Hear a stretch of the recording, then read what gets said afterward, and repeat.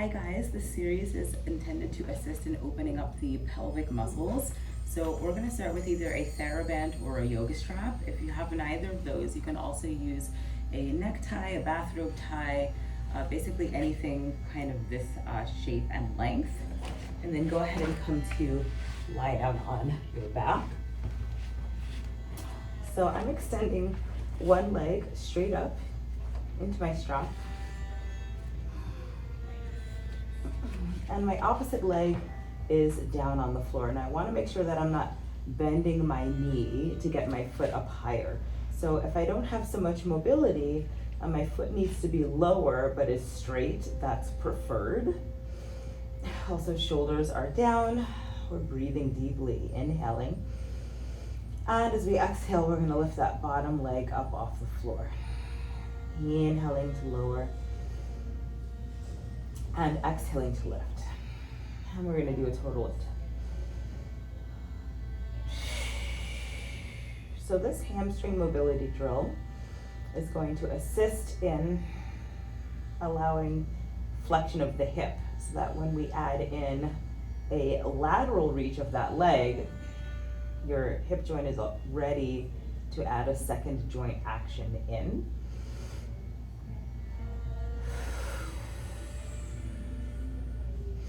When you've finished your 10 repetitions,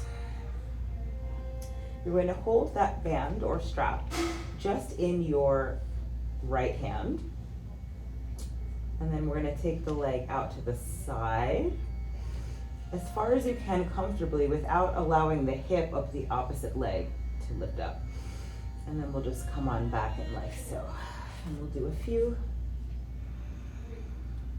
Inhaling to open. Staying there as long as you like, but always closing on an exhalation.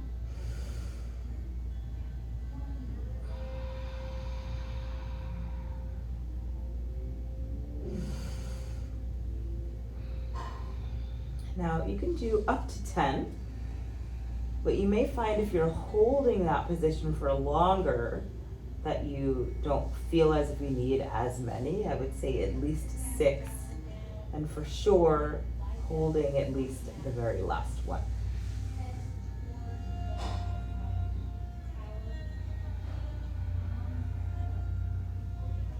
Great, now before we do the other side, go ahead and take your foot out of the loop. Take your right leg crossed over your left knee.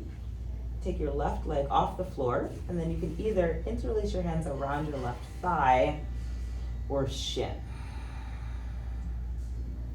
So this stretch you're going to feel a little bit more in your glutes, but it's important to work on opening the muscles around the target muscle that you're trying to open. And then when you're finished, you can go ahead and repeat all of that on the left side. So once we've finished our lateral reachers, we're going to come into a yoga cobbler's pose or butterfly. So in this position, my soles of the feet are relatively together, but we do want to kind of allow some opening of the soles of the feet, kind of like you're opening a book, because that's going to promote the knees going down and more of a release in the hips and pelvis. Sit up nice and tall through the spine as you inhale. And then as you exhale, you're going to hinge yourself forward. So we try to move forward with a neutral spine. And then once we've gone as far as we can, we'll start to slowly allow the head to sink down. So I don't want to feel like I'm scrunching my spine at all. I just want this very natural release to occur after I've moved myself forward in my neutral spine as far as I can. Traditionally, in a yoga practice, we would hold this for at least 5 deep breaths, which is around 30 seconds. So keep that in mind. However, in this instance as well, we're going to do more than one. So once I've come up, I'm going to scoot my feet a little closer in, sit up tall and hinge forward again. And I'm going to feel that I probably can't go as far, but a little bit of a deeper stretch in the pelvic muscles themselves. And I'm just going to take my time and hold and breathe here. Again, you will probably not go as far down as you did the first time.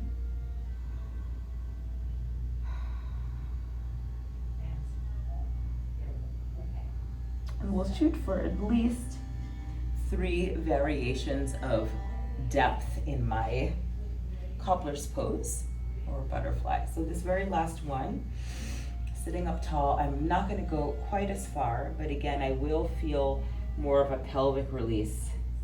And I'll hold and breathe here. Even if it's a small hinge, that's okay, still totally worth doing.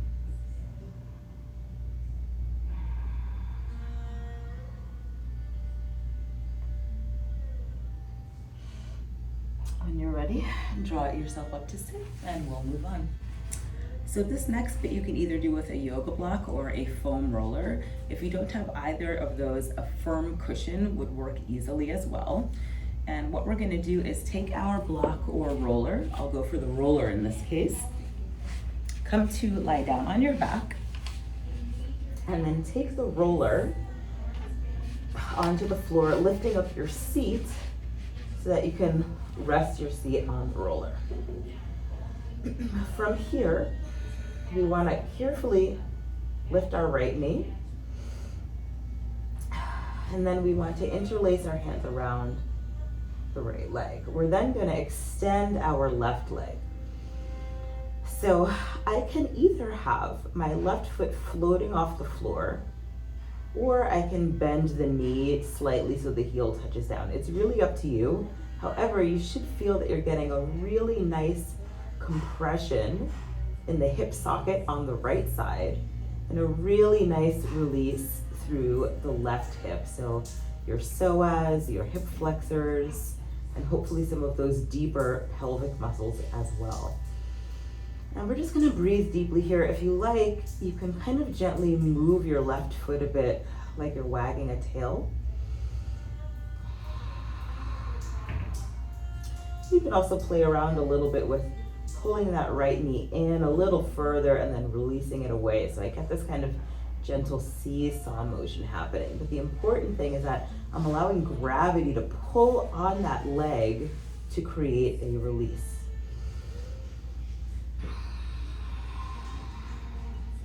When you're ready, carefully bring the left foot down and the right foot back down. Then the left knee lifts.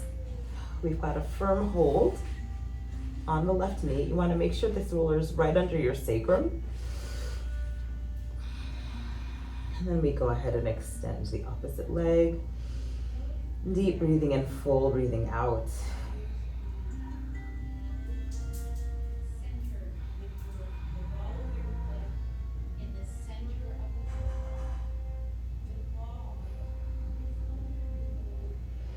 Take your time.